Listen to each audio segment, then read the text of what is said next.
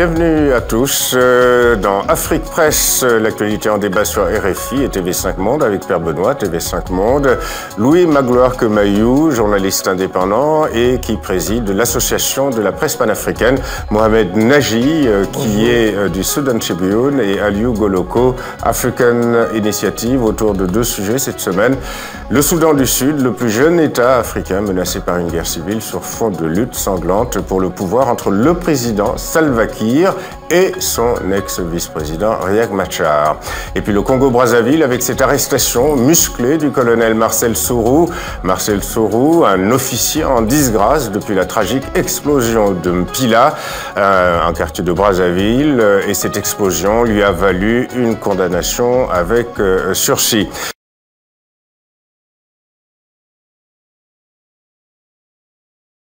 On passe à notre deuxième sujet, donc d'Afrique Presse sur RFI et TV5 Monde. Deuxième sujet sur le Congo-Brazzaville. D'abord l'illustration. Embouteillage inhabituel dans les rues de Brazzaville. À l'origine, le transfert vers le parquet du colonel Marcel Sourou. Il intervient après les combats qui ont opposé des fidèles de l'officier à des centaines de soldats de l'armée congolaise. Nous sommes surpris qu'on puisse déployer une telle force contre une personne. En fait, en ce qui nous concerne, nous considérons que c'était fait pour l'abattre. Et au-delà de ça, nous pensons qu'il ne s'agit pas seulement d'abattre Marcel Sourou, mais il s'agit de réduire le peuple congolais au silence. Le colonel Marcel Sourou est aux arrêts depuis lundi. Il est détenu dans une cellule au siège de la Direction générale de la surveillance du territoire à Brazzaville. Les autorités congolaises ont présenté mercredi à la presse l'ancien secrétaire général adjoint du Conseil national de sécurité. But de la démarche, mettre un terme aux rumeurs faisant état de l'exécution de l'ex-patron des renseignements congolais. Le colonel Sourou est bel et bien en vie. Il n'est pas mort.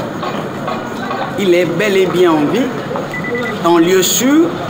Il est en garde à vue. Les journalistes n'ont pas été autorisés à interviewer le colonel Sourou. Les autorités congolaises annoncent l'ouverture d'une enquête, une enquête qui va vraisemblablement déboucher sur un procès. En direction Congo-Brazzaville, l'UPADES, l'une des principales forces politiques du pays, dénonce vigoureusement l'usage de la force ainsi qu'une gouvernance à la mitraillette, dit-elle. Elle réagit ainsi à l'assaut meurtrier lancé au début de la semaine contre le domicile brazzavillois du colonel Marcel Sourou, l'ex numéro 2 des renseignements militaires, aujourd'hui en dissidence. À Brazzaville, Loïcia Martial. Depuis les affrontements du lundi qui ont causé mort d'hommes et qui ont été marqués par l'arrestation du colonel Marcel Sourou, l'UPADES est le premier parti à s'exprimer ouvertement pour déplorer l'usage de la force. Il l'a fait hier dans une déclaration lue devant la presse par son porte-parole Honoré Saï. L'UPADES condamne le recours systématique et exagéré à la force des armes par les pouvoirs publics en lieu et place de l'application intelligente de la loi qui offre plusieurs possibilités. L'UPADES condamne donc cette gouvernance à la mitraillette. Le parti de l'ancien président Pascal Lissouba est allé plus loin. Il voit à travers ce qui s'est passé un élan déguisé du pouvoir de vouloir modifier la Constitution. Il est à penser que cette logique pourrait à terme déboucher à un passage en force sur la révision inopportune de la Constitution. Mais le peuple congolais, jaloux de sa souveraineté, ne se laissera pas intimider. Le colonel Marcel Sourou, qui purgeait une peine de 5 ans de travaux forcés avec sursis après le procès sur l'affaire des explosions, doit répondre de tous ses actes, a prévenu le procureur de la République. Loïcia Martial, Brazzaville, RFI. Colonel Sourou, longtemps vous avez été très proche de la présidence et en 99, au moment de la disparition de plus de 350 opposants au beach de Brazzaville, vous étiez directeur des renseignements militaires. Qu'est-ce que vous pouvez dire aujourd'hui sur cette affaire? Bon, je vous dis tout simplement qu'en ce qui me concerne moi, je n'ai rien à voir avec ces disparitions. Mais je vous dis que l'opération a été totalement mal organisée.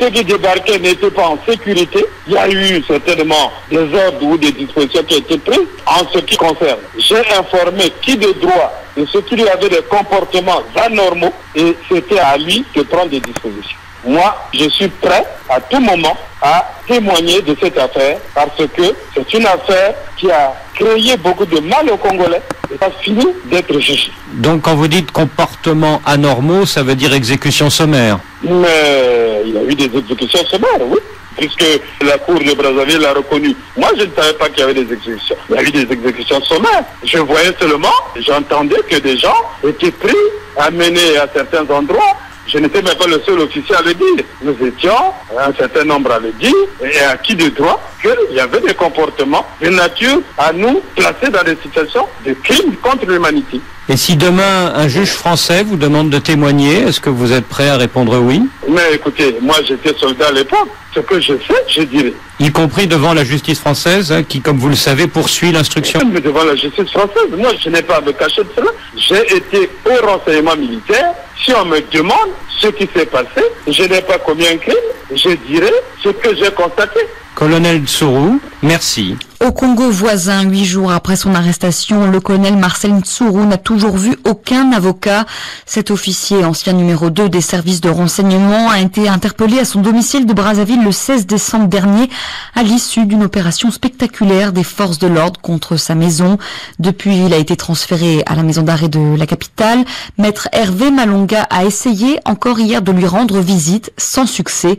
Les autorités congolaises n'étaient pas joignables hier dans la soirée. Voilà, un sujet signé Gervais Nutch d'ITV, Pierre Benoît.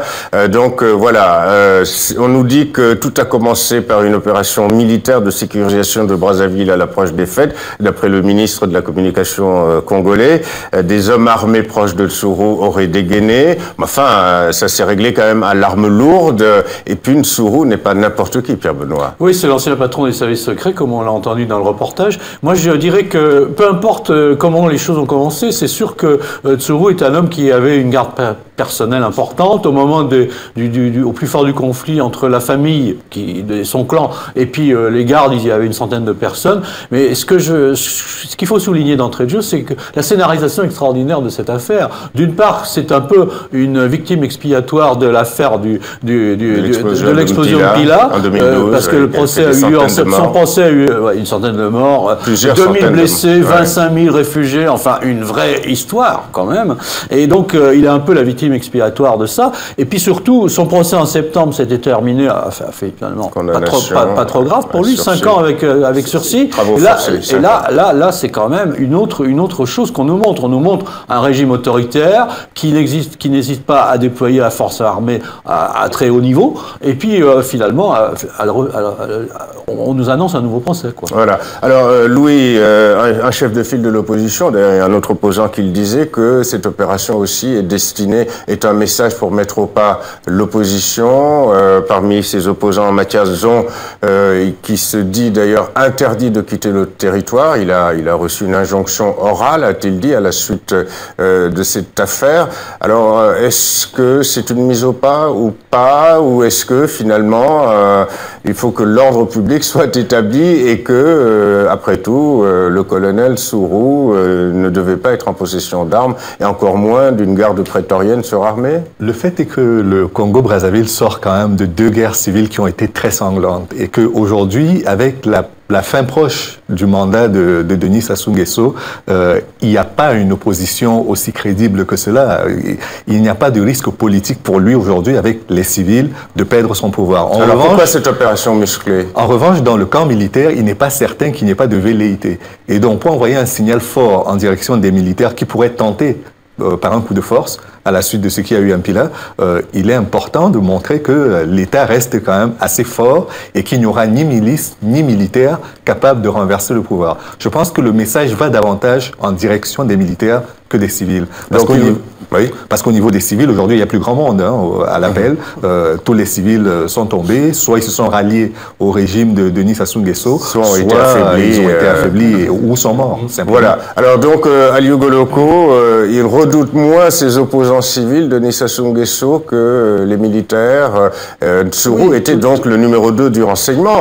Il a été aussi l'un des artisans du retour au pouvoir de Denis Sassou Nguesso en 1997. Surtout qu'il est au cœur de tous les tous les incidents militaires dans lesquels le Congo a été impliqué de ces 10 ou voire 20 dernières années, la disparition du beach, la poudrière de Pointe-Noire, et il a été à chaque fois mêlé à tout cela. Donc c'est quelqu'un de très redoutable sur le plan militaire, mais c'était un commandant des milices ninja en opposition au Cobra de Lussuba à l'époque. Donc c'est peut-être, il y a un risque éventuel de voir ressurgir ce vieux démon de la guerre civile congolaise à l'époque, et qui a beaucoup traumatisé les populations, et que les gens ont pensé nécessaire de sortir la grosse artillerie pour le neutraliser, parce qu'il faut le dire, ils ont sorti vraiment la grosse artillerie avec les hélicoptères, les chars et tout, pour pouvoir l'arrêter et l'anéantir. Mais il y a encore les relents ethniciques, puisqu'il dit lui-même qu'il est prêt à sacrifier de sa vie pour sauver son clan, soit disant qu'il a été exploité par Denis Sassou Nguesso et jusqu'à presser comme une orange et après jeter. Ce qu'il ne veut pas cautionner, il ne veut pas être l'agneau du sacrifice sur la question de Mpila, mais également sur la question du dérive. Et il est prêt aujourd'hui à dénoncer le régime de Sassou Nguesso, notamment auprès des juges français, pour dire tout ce qui a été fait à l'époque. Alors Mohamed Nagy, on a cherché à éliminer un témoin gênant. Les autorités disent que non, que pour eux c'est un officier qui s'est rebellé. Est-ce que c'est une explication suffisante et crédible?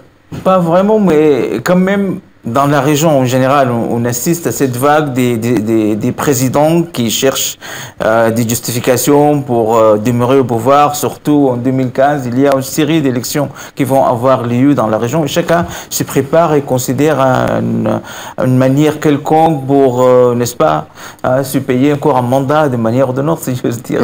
Et c'est vraiment dans ce cadre-là qu'on peut parler de tout ça. Et il y a pas mal de gesticulations dans la région, en tout cas. Et moi, personnellement, je me souscris à peu près ce qui a été dit. C'est-à-dire que c'est juste une manière de Pierre Benoît, faut-il voir donc dans cette affaire, encore une fois, même question, une volonté de mise au pas, des messages à l'armée, messages à l'opposition? Je pense que Louis Camaillou a raison. C'est quand même en direction des souvenirs de la guerre civile, des anciens chefs de milice. Et ce régime s'est fondé sur une guerre civile atroce. Le président Sassou Nguesso, c'est le général de Sassou Nguesso. Donc il faut rappeler les fondamentaux. Et c'est vrai que la perspective du scrutin offre quand même une situation un peu délicate maintenant, parce que effectivement le pays, économiquement ça marche bien, il y a le pétrole bien sûr, il y a une stabilité de facto parce que le régime est bien assis. Et puis comme on vient de le dire, l'opposition civile, elle a été anéantie, elle n'existe pas. Donc je pense que le message, la scénarisation, la façon dont on l'a filmé dans sa cellule au lendemain de l'arrestation, c'est quand même un message très fort. Cela dit, Louis, pour terminer, cette action quand même, ce coup de force, cet assaut musclé, il y a eu plus d'une vingtaine de tués, de sources hospitalières, en tout cas à Brazzaville, contraste avec cette volonté d'apparaître aujourd'hui comme le sage de Sassou Nguesso. Joue beaucoup cette carte du président, patriarche, sage, ami de tout le monde, notamment de ses homologues, qui se veut l'arbitre de beaucoup de crises dans la sous-région. Il envoie des militaires en RCA, etc. Alors, cette intervention musclée donc de Brazzaville contre Nsuru contraste avec cette volonté d'apparaître au-dessus de la mêlée. Non, mais c'est que ça a valeur d'exemplarité. C'est-à-dire que c'est pas parce qu'on est gentil avec ses voisins et ses amis qu'on doit être mou en interne. Et donc, l'enjeu, il est tout à fait là. C'est que si je vous assure, mes voisins, que vous pouvez être en sécurité par rapport à moi, c'est parce que moi-même, je le suis en sécurité. Le message, il est très clairement celui-là. Et après, tout le reste, c'est du commentaire de texte. Sagesse, mais fermeté. C'est la fin de cette émission. Merci Pierre Benoît. Merci Mohamed Nagy, Louis Camaillou et Aliou Goloko, ainsi qu'aux équipes techniques et rédactionnelles d'Afrique Presse. Au nom de ces équipes, d'ailleurs, très bonne fête de Noël. Afrique Presse vous donne rendez-vous sur TV5 Monde en janvier 2014. Mais dans cet intervalle, l'émission est diffusée sur RFI. Vous pouvez également la retrouver sur les sites internet de RFI et de TV5 Monde. Encore merci de votre fidélité, le plus précieux des cadeaux.